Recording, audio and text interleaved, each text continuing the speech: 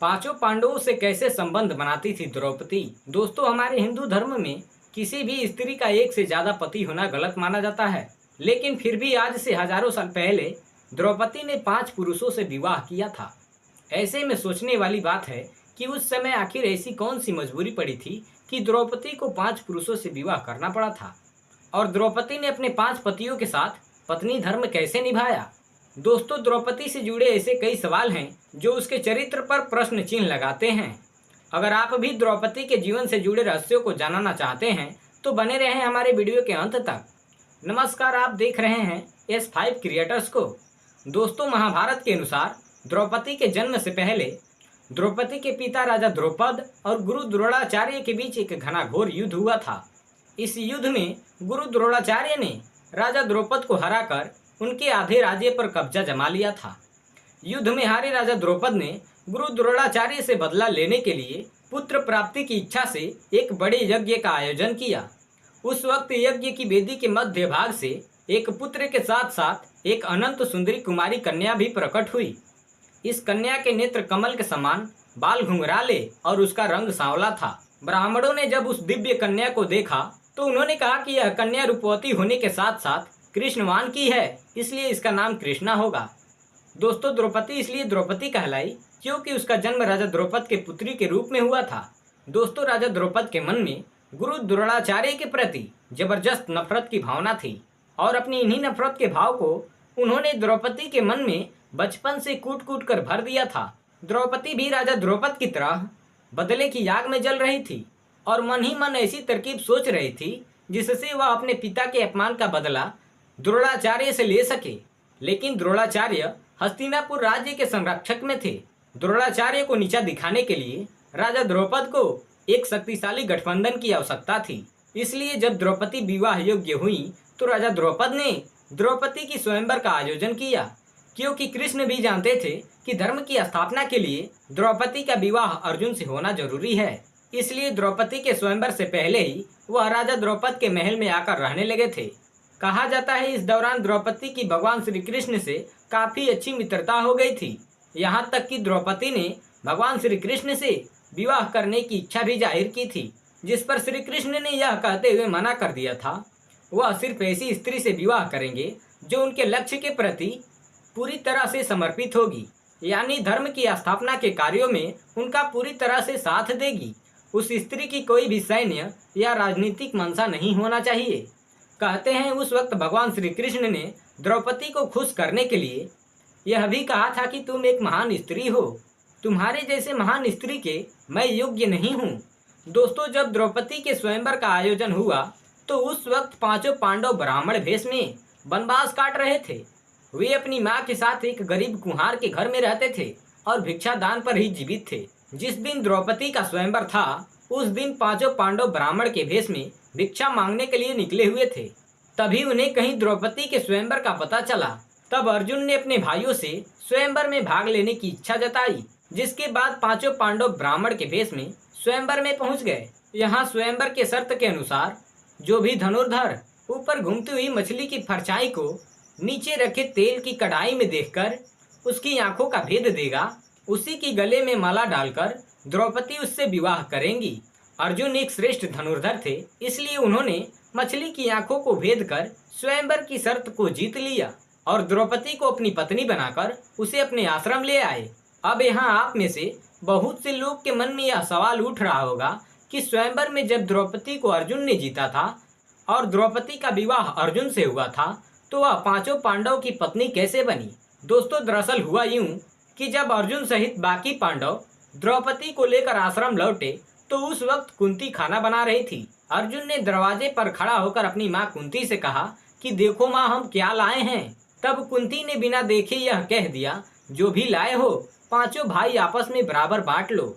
अब दोस्तों, यहाँ कुंती की भी गलती नहीं थी, क्योंकि रोजाना पांडव को दिन भर भिक्षा करके जो कुछ भी मिलता है उसे अपनी माँ कुंती के सामने लाकर रख देते थे, जैसे कुंती सभी में बराबर बांट देती थी।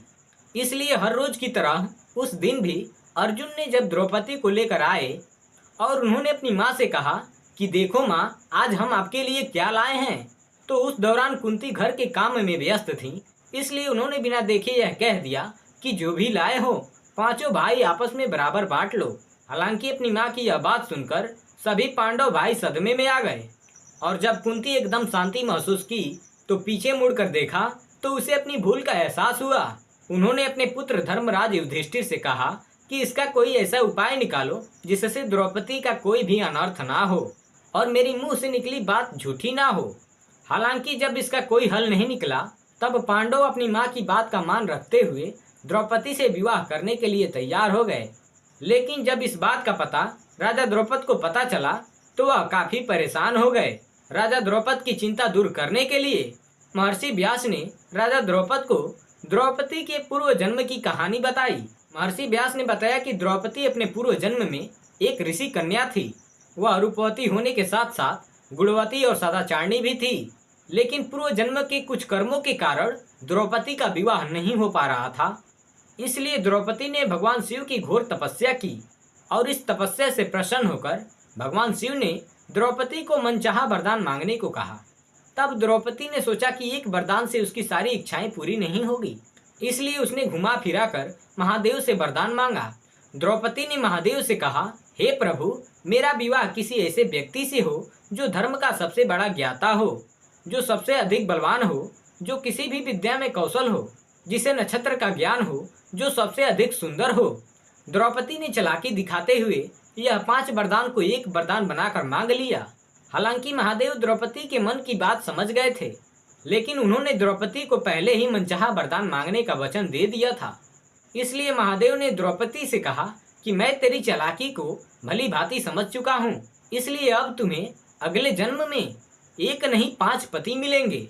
यह सुनकर द्रौपदी चिंतित हो जाती है और महादेव से प्रार्थना करती है कि हे प्रभु, आपकी कृपा से मैं केवल एक ही पति चाहती हूँ।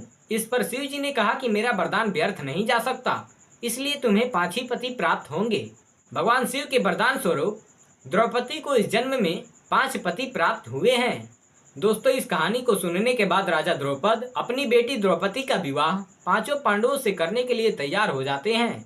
हालांकि अभी भी द्रौपदी 5 पांडवों से विवाह करने के लिए तैयार नहीं थी, लेकिन इस शर्त के साथ तैयार हो जाती है कि 5 पांडव आगे चलकर जिस किसी से भी विवाह करेंगे, लेकिन रानी का स्थान सिर्फ द्रौपदी को ही मिलेगा।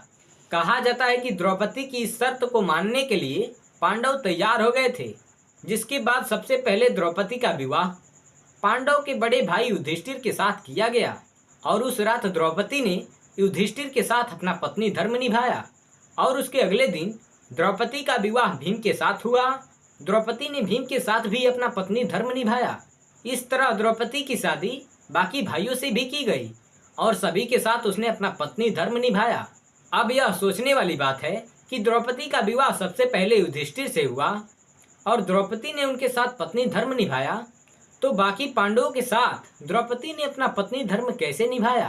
तो दोस्तों, द्रौपदी हर बार अपनी पत्नी धर्म निभाने में समर्थ थी, क्योंकि द्रौपदी को महर्षि वेद व्यास के द्वारा आजीवन कुंवारी यानी कुंवारीपन का आशीर्वाद मिला था। इसलिए जब भी द्रौपदी पांडवों में से किसी एक पांडव के साथ समय बिताने के बाद दूसरे पांडव भाई के पास जाती हैं, तो द्रौपदी वापस से कुंवारी हो जाती थी।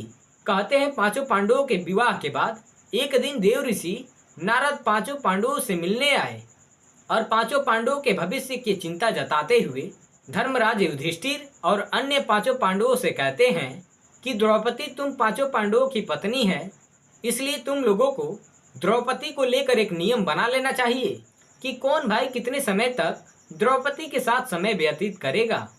नारद मुनि की यह बात सुनकर धर्मराज युधिष्ठिर नारद मुनि से कहते हैं कि हे प्रभु, हम 5 भाइयों में आज तक कभी भी द्रौपदी को लेकर कोई मनमुटाव नहीं हुआ है और मुझे पूरी उम्मीद है कि भविष्य में भी हमारे बीच कुछ ऐसा नहीं होगा, लेकिन हम आपकी बात को टाल नहीं सकते, इसलिए मैं द्रौपदी को लेकर आज ही नियम बनाऊंगा।